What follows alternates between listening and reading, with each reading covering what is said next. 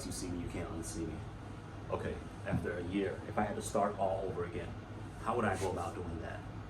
Okay, so let's get into it. The first thing I would do is I would pick an industry, a thriving industry. The reason why is because investors, which you're going to need to bring on board at some point, they want to invest in a thriving industry. No investor want to invest in a dying industry. So you want to pick an exciting industry. Now, a lot of people say service-based businesses. That's one, because the banks lend on them. But you also want to look at businesses that's asset heavy, and that's going to matter a lot. And I'll drop a later video about that. So you want to pick a thriving industry. It's very simple. Don't overthink it. I don't know. I took maybe a day to pick my industry. So I would simply go to Google again, like I did before, and see which industries. I know I wanted to be in healthcare.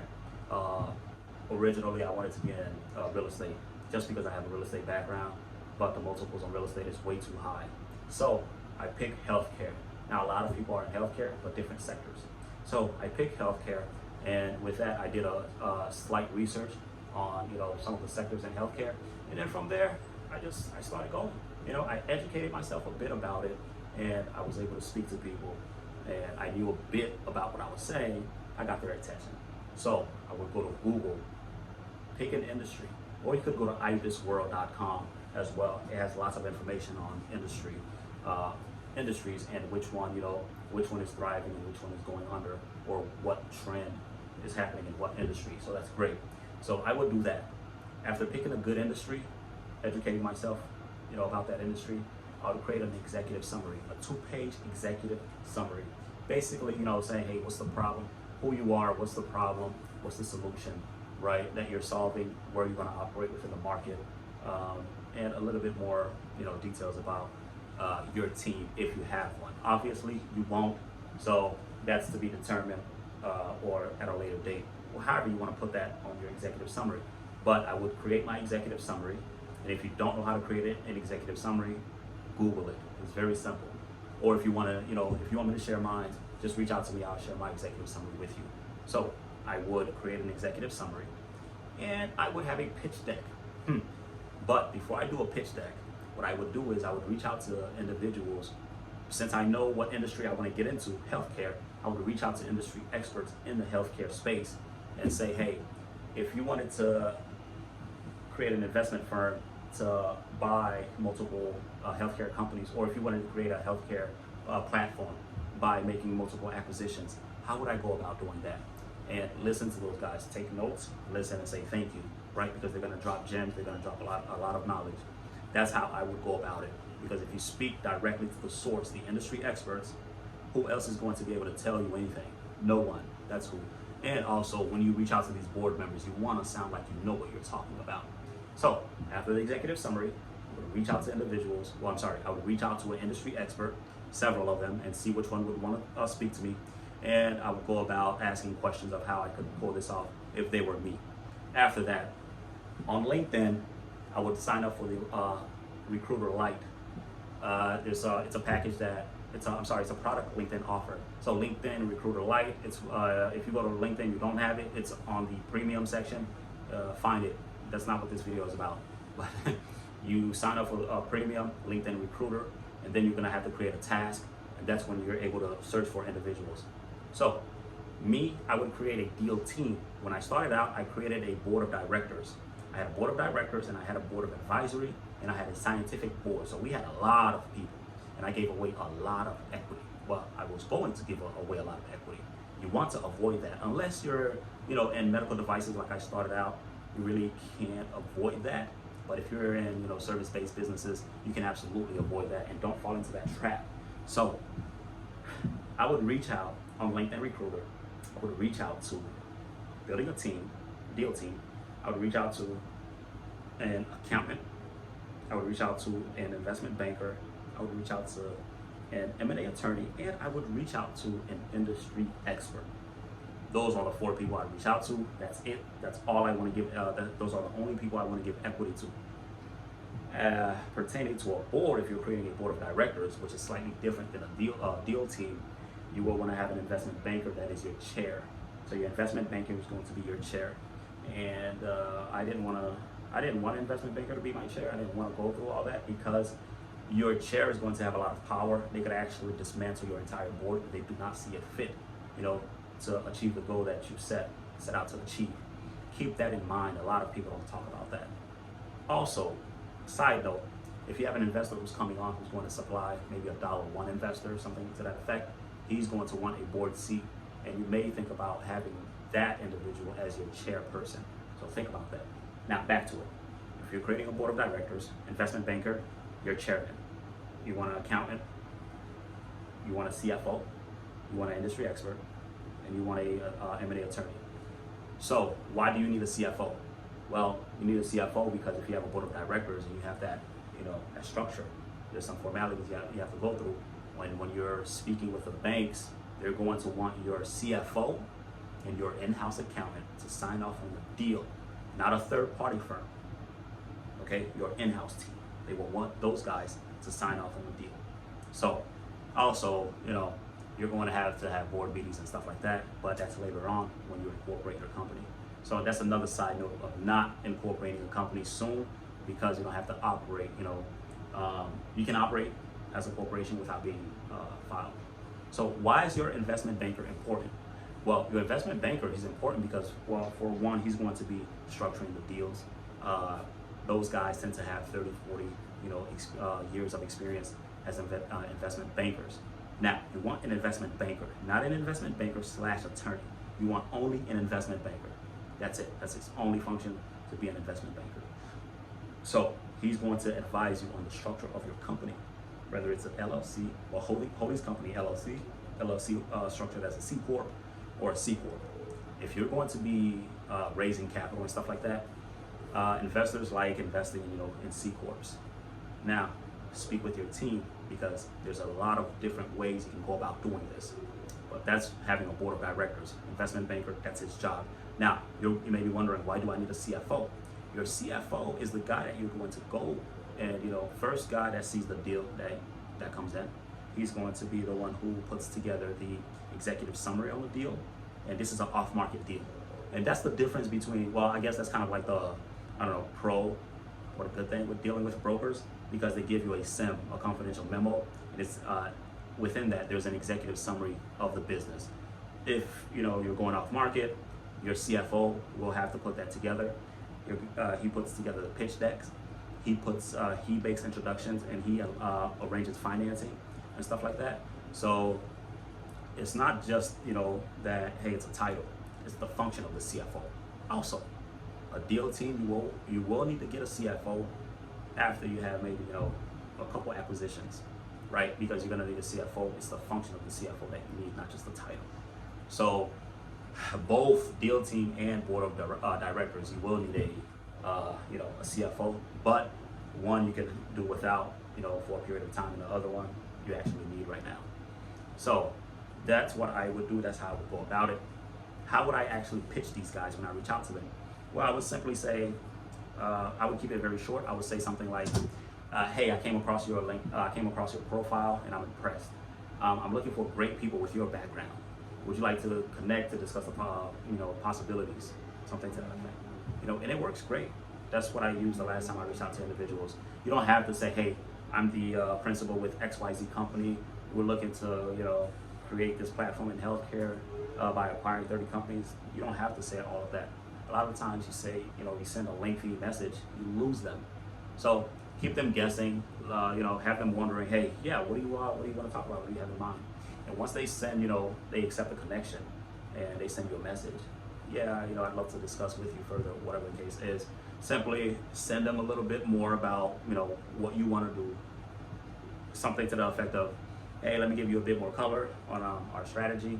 We want to, we're creating a platform in healthcare by acquiring maybe 10 to 30 companies, and possibly go public. Not too sure about that yet, but if we do get an offer from a bigger company, we'll consider selling, right? And I reached out to you because of your, accounting background, as we need individuals like you to assist us in analyzing our deals. To date, we've looked at X amount of deals, and we've sent out X amount of LOIs. We're looking to get a few more LOIs in. Are you interested? Something like that, very short, right? So you get these guys, and a lot of them are gonna say no, a lot of them are gonna say yes. And I would simply, this is something I did as I was building my team as well. A lot of people don't talk, I don't think people do this at all. It's kind of a hack. So if you get like 4 or 5 individuals that's interested in joining your team, whether it's an investment banker, accountant, an attorney, or an industry expert, or you have several accountants, whatever the case is, if you get, multiple individuals who are, interested, they've given you a soft yes. What I did was I said, hey, Jim, I know you've given me a soft yes. I have a Zoom call coming up with the other individuals that has given me a soft yes as well. On that call, we're gonna discuss how we could go about doing this, how we could pull this off, and who's going to be, willing to work with us moving forward. But what would happen is when you do that, you'll see that these guys will start talking amongst themselves, and they will start sharing, ideas, strategies. You should record it, by the way. And they will name drop individuals. They will say, hey, I could introduce you to this person, or I could introduce you to, to that person. You're gonna see that happen, and you're gonna get like a level of information and insights from these guys that you couldn't get individually, one-on-one with them. So that's the great thing about that. And also, if they ask you something you don't know, chances are there's going to be an individual that that you resonate with a lot more. That individual may step in and say, oh, no, don't worry about it, maybe we could do this and that, or maybe that's something that we're not concerned about because, as we move along, our corporate strategy may change, right? So that's not something we're really concerned with. It's something to that effect, but you'll see, an individual will say, no, don't worry about it, I got you, And you will see who's more enthusiastic to work with you, who's willing to move forward and say, hey, let's make this happen, I'm on board. We have, I'm on 100%, what's next? So that's what I would do. I would, get these guys on a Zoom call and have them share their ideas. But a lot of people don't discuss that. A lot of people don't talk about it. Like I said, I'm the only one that I know have done this so far. It works great. So after I have my team together, what I would do is I would start looking at deals. So I would look at broker deals. The reason why is because I see that once you reach out to individuals, they would be like, yeah, okay, I'm willing to work with you.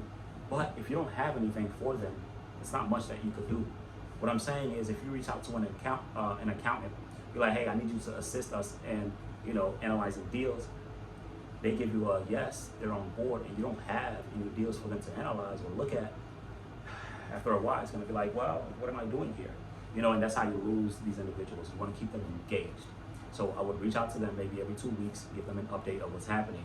But I would reach out to brokers, get some deals from the brokers, start looking at some financials, know what the market, is dictating basically. Not that it's accurate, by the way, from brokers, but I would gauge the market. Now you know exactly what numbers to talk to sellers about and stuff like that. And also, you have something to send to your people, your team. You don't want to overwhelm them, so don't do that. What I would do is, if it's an accountant, I would sit down with them and say, hey, could you go over these numbers with me so I know what you're looking at? If you have zero accounting background, that would be great for you to be able to look at a balance sheet or just look at some financials and know what to look for. Also, I would ask, hey, could you share with me the financial calculator you use or your financial model, right? I would ask for them to share that with me. And that way you can start analyzing the deals, and you don't have to worry about sending them deals and you don't know what's happening, and you're bombarding them with 15, 20 deals and nothing's happening, nothing's coming to fruition. That's how you lose these guys. That's how they tell you, hey, I put in too much work, I'm out. So you want to avoid that. Now, next thing after that, once you start looking at deals, you're going to start, you want to reach out to banks. So what I did was, I heard everybody telling me at the time to just reach out to banks as I was going along, reach out to accounting firms, get them to work with me on deferred fees, reach out to law firms and all that stuff. I did all of that, and none of them really wanted to work with us on a success fee basis. That's just the reality of it. You're starting out, you have zero background, zero credibility, zero track record, and you think these high-level law firm and accounting firm is going to be willing to work with you. That's not happening, especially if you're talking about going after the big 4 guys and top tier level law firms. That is not happening at all.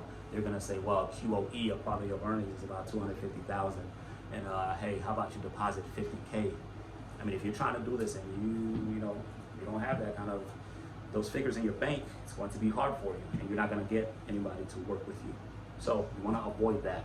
As a matter of fact, having a great accountant on board, having a great attorney on board, those guys could actually help, with the due diligence, with the bulk of the due diligence. And it's easier to get a firm to work with you if you just need a QOE, a quality of earnings report done. It's very easy, it costs you a few thousand. You don't have to spend $250,000 on just a QOE or having a top tier law firm or accounting firm, do due diligence work just because of the name. You don't need that representation right now. All that could be done with your in-house team, especially if you're looking at deals between 1 to 5 million. Forget about it. My team, I have 2 attorneys, tax corporate attorney and a M&A transactional attorney. And they both advised me, hey, we don't have to really go to third-party firms. We could conduct the due diligence ourselves as far as the law, the law side goes. Yes, the law aspect of it, the legal aspect. And my accountant and my CFO, they would work on the deal as well. I've heard that you can't have your CFO and your accountant, perform due diligence on the deal. It's a conflict of interest. So speak with your board and other industry experts and other guys, because I've heard slightly different things, conflicting things about that. So you wanna have your CFO, if you have one, or your team start giving you introduction to other individuals that is in the community. So you're going to need banks. And the thing is with banks, if you reach out to banks and you're just making introductions and you say, hey, and you're saying something like, hey, I'm reaching out to you because, we're looking to establish a long-term relationship, financial relationship. This is what we're doing, X, Y, Z. These guys will speak with you, but they do not care about any of that because all you're talking is, it's hot air. It's all smoke and mirrors. If you're not presenting to them a signed, accepted offer, LOI, you don't really have anything to talk about. You're going to be added on your Rolodex, and you're just going to be another, digital input on their computer. So unless you have an LOI, I'm not reaching out to any accounting firm, law firm, or banks for that matter. Because the same thing that you take, 2-3 weeks, a month, reaching out to law firms, banks, and all that stuff, I can complete, or I can achieve the same exact thing if I go to them with a letter of intent or LOI and say, hey, this is what we have an accepted offer. What can you do for us? I will get further than you, as a matter of fact. So don't waste your time and all that stuff. And your team is going to be able to make introductions on your behalf, which you should absolutely ask of them, right? So let your team know. As far as like timing, you don't know a specific time. I hate when people say, well, I only need 2 hours. How the fuck do you know that? I hate that. Just let them know. I have no idea how much time we're going to need from you right now, but I know I'm going to be doing, the bulk of the work. I will only come to you for more so advice right now, but as we move forward, obviously I want to, need more of your time. And this may be a CFO, CFO or accountant. Investment banker you want to get close with because of the level of knowledge they have, but your investment banker by far is going to be connected with more people than any other person on your board, unless you have a CEO who's a search CEO. But yeah, that's how I would go about doing it. Now, that's just creating a board, recruiting people, getting them to work with you. If you want, more in-depth knowledge about this, I have a Discord server, Elite what?